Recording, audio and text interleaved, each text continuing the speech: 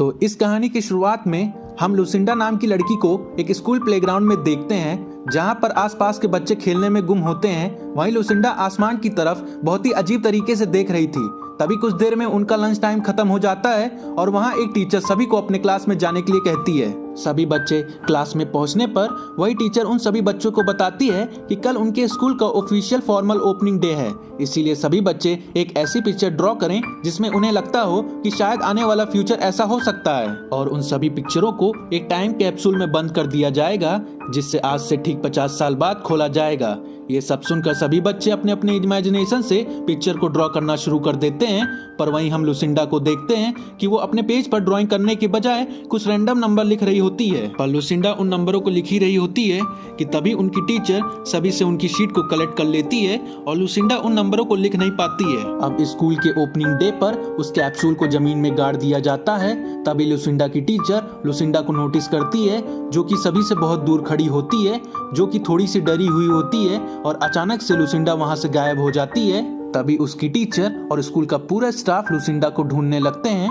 Lucinda की teacher उसे ढूंढते ढूंढते स्कूल के बेसमेंट तक पहुंच जाती है और वहीं एक रूम को खोलते ही वो टीचर बहुत ही डर जाती है क्योंकि लुसिंडा की उंगलियों से खून बहता ही जा रहा था। तभी लुसिंडा की टीचर की नजर उस डोर पर पड़ जाती है जहां पर लुसिंडा ने रैंडम नंबर को लिखा हुआ होता है और लुसिंडा अपनी टीचर को कहती है कि प्लीज वो आसपास की आवाजों को रोकने के लिए कह दे। पर लुसिंडा के अलावा उन आवाजों को कोई और सुन ही नहीं पा रहा होता है। अब कहानी आज से 50 साल बाद बढ़ती है जहां पर हमें प्रोफेसर जोनाथन से इंट्रोड्यूस करवाया जाता है जो कि MIT में एक प्रोफेसर होता है, पर उसकी वाइफ की डेथ होने के कारण वो बहुत ही डिप्रेशन में रहने लगता है। वहीं अगले दिन जॉन के बेटे कैलब का स्कूल ओपनिंग डे था जहां पर उस 50 साल पुराने टाइम कैप्सूल को वापस निकाले जाने वाला था।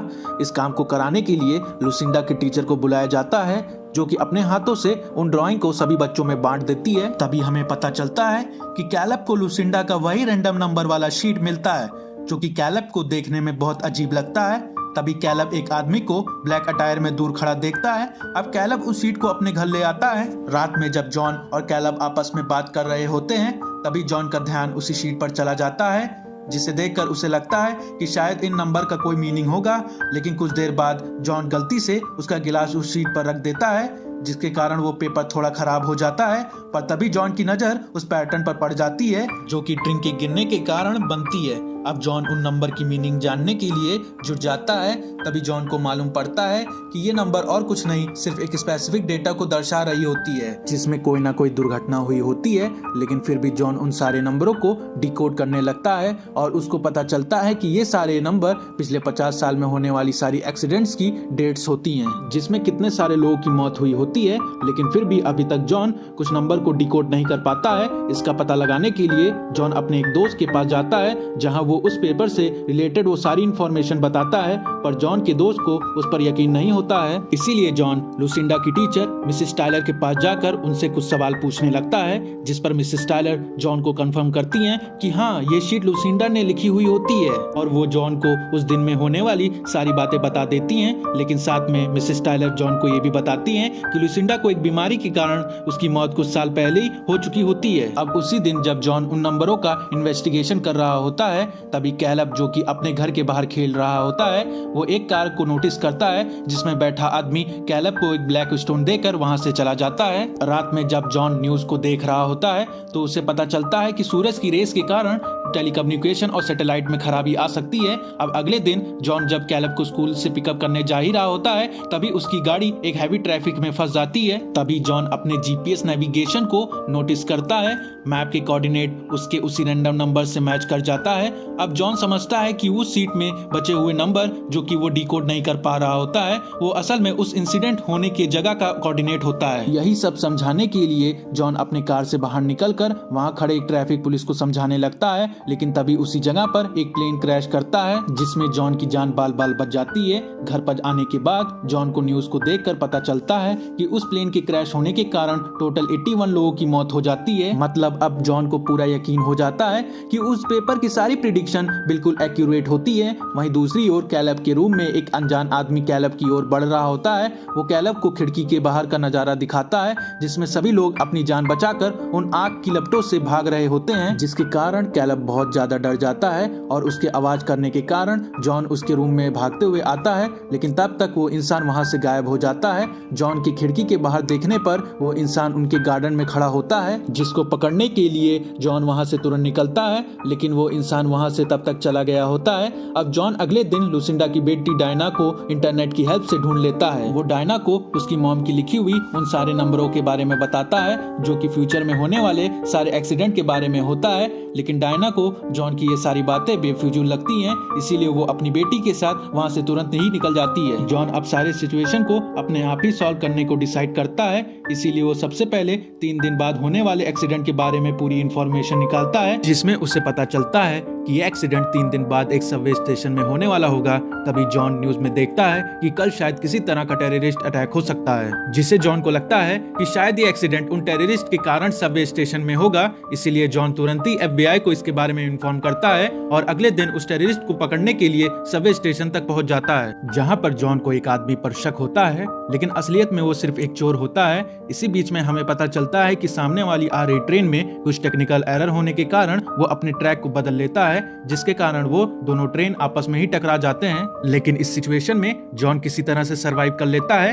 वही न्यूज में बताया जाता है कि सन से निकल रही हार्मफुल रेस के कारण उसे ट्रेन में कुछ टेक्निकल एरर आई हुई होती हैं। घर पहुंचते ही जॉन डायना को उसकी बेटी के साथ बाहर खड़ा हुआ देखता है। डायना जॉन को बताती है कि उसकी माँ को अक्सर कुछ लोगों की आवाज सुनाई देती थी और वो किसी को भी मौत का दिन बता देती थी। साथ ही में उन्होंने उससे ये भी बताया था कि उसकी मौत 19 अक्टूबर को होगी। इन सब के कारण मैं अपने मॉम से बात नहीं करती थी और मेरे डैड मॉम को पागल समझने लगे थे, इसीलिए वो मॉम को मुझसे हमेशा दूर रखते थे। अब डायना जॉन को अपने मॉम के घर ले जाती है, जहाँ पर वो लोग लुसिंडा के उसी शीट को देखते हैं जिसमें डायना नोटिस करती है कि लास्ट के 2 वर्ड्स 3 नहीं बल्कि उल्टा ई होता है। जॉन घर के अंदर आकर वॉल में लगी हुई सारी फोटोज को देखता है, जिससे उसे पता चलता है कि लुसिंडा को भी इन सभी पैटर्न्स के बारे में मालूम था, लेकिन उन्हीं फोटोज के बीच में उसे एक फोटो दिखाई देती है जिसका वो मतलब नहीं निकाल पाता है। और साथ ही में उसे ये भी पता चलता है कि उस डबल ई का मतलब असलियत में एवरीवन्स एल्स, जिससे उन लोगों को पता चल जाता है कि सभी लोगों की मौत इसी दिन हो जाएगी। वहीं दूसरी ओर कैलब को वापस वही इंसान दिखाई देता है जो कि कैलब और लुसिंडा की ग्रैंडडॉटर को उसके साथ आने के लिए कहता है, पर कैलब उस कार के हॉर्न को बचाकर जॉन और डायना को अपने पास आने का सिग्नल देता है, जिसके कारण वो इंसान और उसके साथ के कुछ लोग वहां से भाग जाते हैं। फिर भी जॉन किसी तरह से उस इंसान को देख लेता है और उसे वहीं खड़े होने के लिए कहता है, लेकिन उस इंसान के पलटने पर वो तुरंत ही अपना मुंह खोल लेता है, जिससे बहुत तेज रोशनी निकलती है और वो वहां से गायब हो जाता है। अब इन सब के बाद वो लोग जॉन के घर वापस जाते हैं, जहां पर डायना बहुत दुखी होती है क्योंकि उसकी मॉम की प्रिडिक्शन बिल्कुल एक्यूरेट होती है। इसका मतलब उन सभी की मौत कल होना तय है, जिसे सोचकर जॉन आखिरी बार अपने बेटे के साथ उस रात को सोता है। अब अगले दिन जॉन डायना की बेटी की ड्राइंग को देखता है, जिससे उसे पता चल जाता है कि सूरज से निकलने वाली हार्मफुल रेस से ही उन सभी की मौत होना तय है। वो इस चीज को कंफर्म करने के लिए तुरंत ही अपने लैब में जाता है, जहां वो सन से निकलने वाली रेडिएशन को स्टडी करता है, जिससे उसे पता चलता है कि सन से निकलती हुई रेस पूरे सोलर सिस्टम को तबाह कर सकती हैं। अब ये सब जानकर जॉन अपने घर वापस आ जाता है और वो अपने बेटे के साथ अपने आखिरी पल बिताना चाहता है। वहीं न्यूज में ये खबर फैल चुकी होती है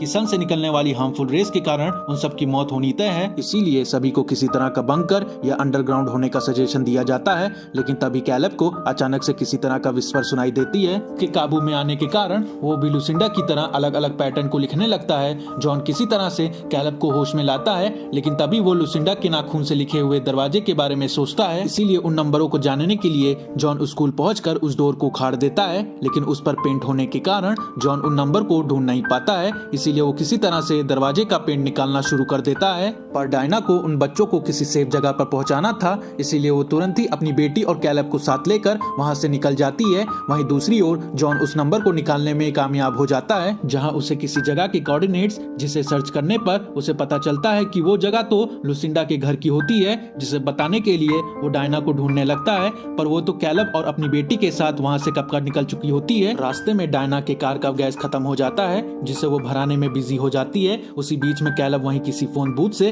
अपने डैड को कॉल करता है और उन्हें अपनी लोकेशन के बारे में बता देता है, लेकिन डायना कैलब को पकड़ लेती है। पर जॉन डायना को समझाता है कि असलियत में ऐसी कोई जगह नहीं है जहां सोलर रेडिएशन ना पहुंच पाए, लेकिन उसकी मॉम के कोऑर्डिनेट्स के हिसाब से अभी लुसिंडा का घर ही सबसे सेफ जगह है। लेकिन फिर भी डायना उसकी बात को नजरअंदाज कर देती है। लेकिन वहीं ब्लैक कोट वाला इंसान डायना की बेटी और कैलब को अपने साथ लेकर वहां से चला जाता है, जिसका पीछा करते करते डायना एक ट्रक से टकरा जाती है और उसको बहुत इंजरी आ जाती है। जॉन किसी तरह से उस एक्सीडेंट प्लेस पर आ जाता है। अक्टूबर 19 होते ही डायना की मौत हो जाती है। जॉन अब लुसिंडा के घर पहुंचता है। वो ब्लैक कोट वाला इंसान भी वहां होता है। उसे देखते ही जॉन उसे मारने वाला होता है। कैलब उसे तुरंत ही रुकने के लिए कहता है। कैलब अपने डैड को बताता है कि ये सभी अच्छे लोग हैं जो कि उन्हें इन सिचुएशन से बचाने आए हैं, और हमें पता है कि ये लोग असलियत में वही लोग थे जिसकी मदद से लुसिंडा की मॉम ने सारे प्रिडिक्शन लिखे थे। कैलब जॉन को बताता है कि अब उन लोगों को ये प्लेनेट छोड़ना होगा। वहीं आसमान में जॉन एक बड़े से स्पेसशिप को देखता है, जिससे वो एकदम हैरान हो जाता है। और वो लोग कैलब को बताते हैं कि सिर्फ वो और डायना की बेटी को ही चुना गया है और उनके अलावा किसी और को उनके साथ आने नहीं दिया जाएगा। कैलब जॉन को सारी बातें बताता है, जिससे सुनकर वो कैलब को आखिरी बार अपने गले लगाता है। पर कैलब उनके साथ जाने से मना कर रहा होता है। पर जॉन के समझाने के बाद कैलब उनके साथ पृथ्वी छोड़कर वहां से चला जाता है। जॉन उन सभी को आउट ऑफ स्पेस में जाते हुए देखता है। साथ ही में उसके जैसे बहुत सारी स्पेसक्राफ्ट वहां से जा ही रही होती हैं।